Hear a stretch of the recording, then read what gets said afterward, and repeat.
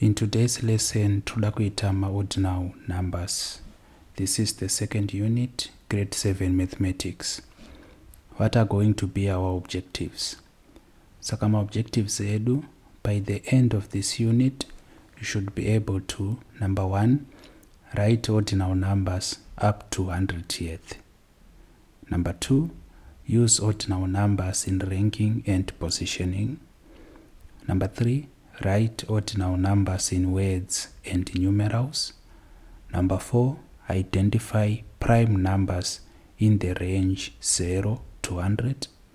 Number 5, find prime factors of numbers in the range 0 to 100.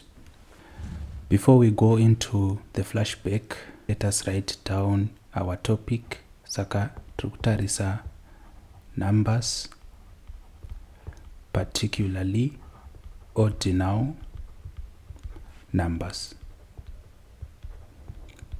That is going to be the topic in this unit. Saka flashback here do kuti read the following ordinal numbers.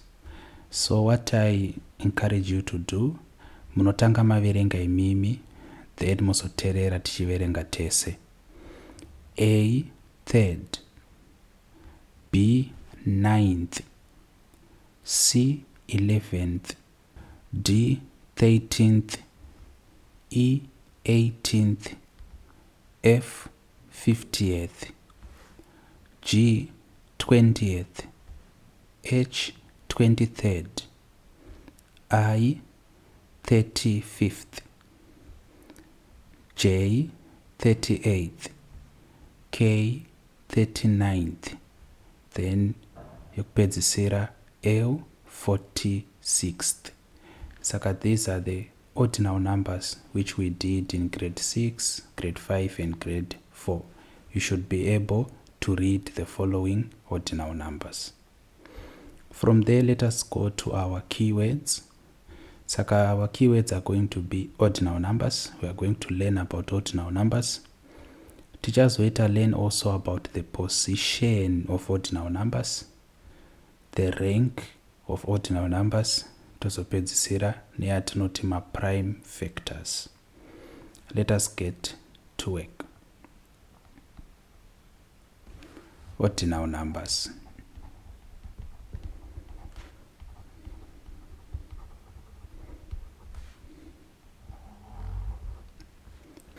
Ordinal numbers tell you the position or order of something in a list or a sequence. Saka the definition, chichinombounza ordinal number, tonyora tichiti ordinal numbers, saka tinonyora izvo manotsi edu.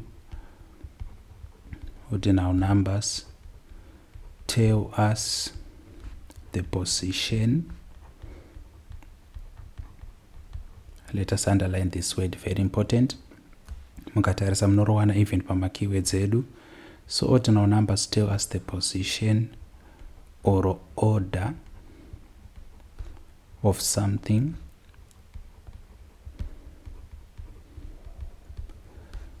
in a list or a sequence. Saka tine list rezvinhu, tine a sequence of things. That number which tells us the position of a subject, the position of an object in a list, inonzi ordinal number. If I am to give a generic example, tikati A, B, C, D. Tikada kuziva the position of C, tinenge takuti C is the third letter in the alphabet. Saka kuti third kunotiudza kuti C tinoiwana pa position number 3. Mukatoverenga physically 1, 2, 3. Ndosaka tati C is the third letter in the alphabet.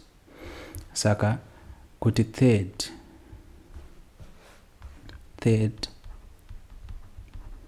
yatinogona kunyora takaisa 3 toisaka RD pamsoro panapa is what they call a superscript, is the ordinal number. Mapaona. Saka, this is what an ordinal number is.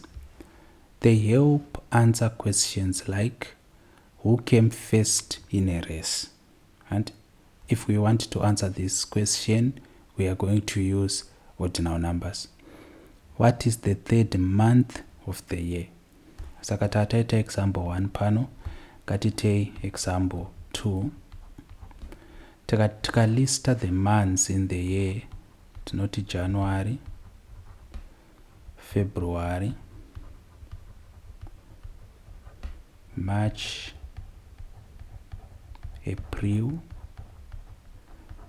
charamba tichingoenda kusukira kuna December. Saka tikuona kuti tikaverenga 1 2 3 tinoona kuti March is the third month in a year. March is the third month in a year. Ndoza tinoona kuti third ndio ordinal number. The other question we answer is which student is 21st on the register. Saka panodanwa register mclass vamwe vachiti present then vasipo vanenge vari absent.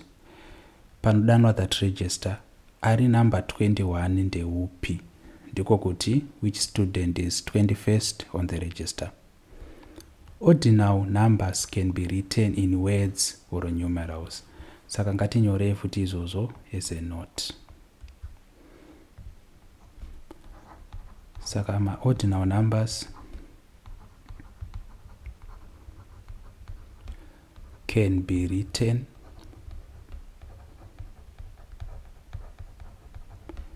in words or numerals. Santoda kutora example yatamboita pamusoro patati tina third or 3 anaka ara D. Saka kuti third tinenge tanyora ordinal number in words, then 3 ana ara D tanyora in ordinal number in numerals. Saka that is what we mean kana tichiti ordinal numbers can be written in words or numerals. To write ordinal numbers correctly in numeral form, you use a suffix, 2 letters from the word form. Saka suffix yatiri kureva ndei, muri kuona kuti pa third panapa rd ndo maletters 2 ekupedzisira, kuti suffix zorova maleta ekupedzisira ndo atashandisa futi panapa third or 3 ina rd. Ngatipei imwe example kuti kati second anditi second orochi 2 toona kuti maleta 2 ekupedzisira ndi nd, saka second inenge yakadai so. Kuti kati 18th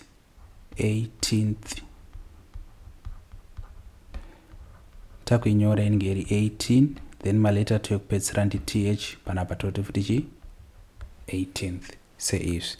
Saka ndo manyorero atinoita kana tichinyora in numerals. Tinotora maleta 2 ekupedzisira pa word form ndo atinoisa as a superscript pa the number. Maona kuti zvoitwa sei and so ngatiteverei ma examples atapiwa nebook. Aya anga ari ma examples atanga tichizvigadzirira, zvino takuda kuteedzera ma examples atapiwa nebook. Saka ma examples atapiwa nebook akamira sei. Tikauya panapa tina first,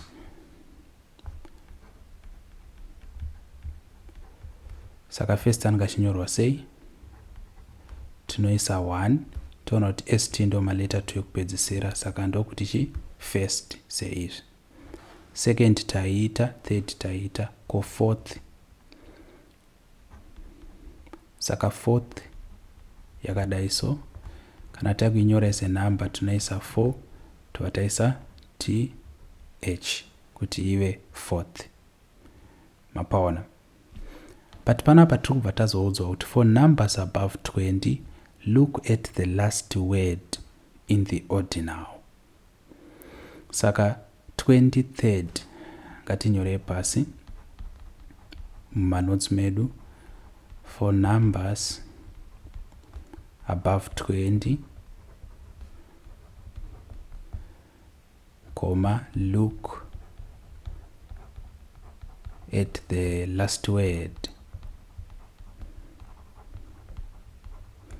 in the ordinal. Saka last word ndo rinotipa the 2 letters which we need. Sekuti tikati 23rd, tichinyora inenge iri 20 toisa hyphen toisa third. Saka rd ino iri kubva pana third. Ko 42nd tichinyora inenge ichiti 42nd. nd uno ndiye nd ari panapa. Tozopedzisira na 57th. Saka tichinyora inenge ichiti 57th.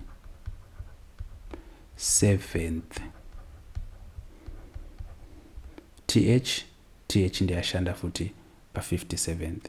Saka aya ndo maitiro atinozviita. Ngatitarisei example 1 tione kuti tabata here zvatanzi tiite. Saka maexamples tinoita tese, asi mapractice questions ndinokusiyirai kuti muite mega. Kana masangana nedambudziko munonofunza maticha enyu kana kukomenta mumacomments tobatsirana. Number 1. Write the following ordinal numbers in numerals. Saka tapiwa maordinal number tikuda kumanyora in numerals. Saka rekutanga rakanzi 51st. Kuti 51st zvoreva kuti ndi 50 na 1. But tati kudini tinotarisa the second word first totora chi st maleta 2 ekupedzisira. Saka 51st inenge yakadai so. Ndo manyorero ayo. Saka takuenda pa b tapiwa 63rd. Saka kana chiti 63rd ndi 63 rd 63rd. Seizo pasi pakanzi 92nd. Saka kana iri 92nd ndi 92 second nd. Saka maybe tisati taenda kudi pane zvamufanirwa kuongorora. Kana chiti 51st kamuda kuziva kuti namba yacho ichi tina 50 pane kahyphen aka munogona kuisa plus then first zoreva kuti 1. Saka 51st ndi 51. Saka 63rd ndi 60 plus 3 kureva kuti 63. 92nd ndi 90 plus 2 kureva kuti 92. So ndo mawaniro amunoita namba iyi. Mozotora maletters 2 ekupedzisira anokupai 51st, 63rd, 92nd. Yekupedzisira 74th.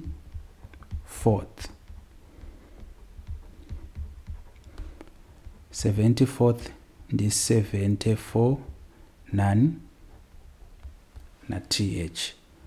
Tikadai tinenge taita zvakanaka. Handei kunumber 2. Number 2 iri kuzoti write the following ordinal numbers in words. Saka a 83rd inenge iri equal to, saka tinotanga na 80 toisa hyphen tozonyora third. Seizvi tikatarisa pa b pana 99th. Saka tinonyora 90. Toda kuti mucherechedze zvakare maspelling 90 hyphen tobva tati 9th inonyorwa seizvi. Toenda pa c 74th. Saka tichati 70 hyphen tobva taisa 4th inonyorwa seizvi. Then pekupedzisira 27th tichaisa 20 toisa hyphen tozoti 7th seizvi. Saka aya ndo manyorero atinoita taita example 1. Imimi ndakuchikukurudzirai kuita practice exercise 1 yakanzi write the following numbers in ordinal form in words. Mofanirwa kunyora manhamba ese ari 15 in words. Mozoenda kupractice exercise 2, write the following ordinal numbers in numerals. Mofanirwa kunyora ese manhamba aya ari 15 in numerals. Then kana muine pamasangana napo pakunetsai, you can always communicate with your teachers or write us in the comments.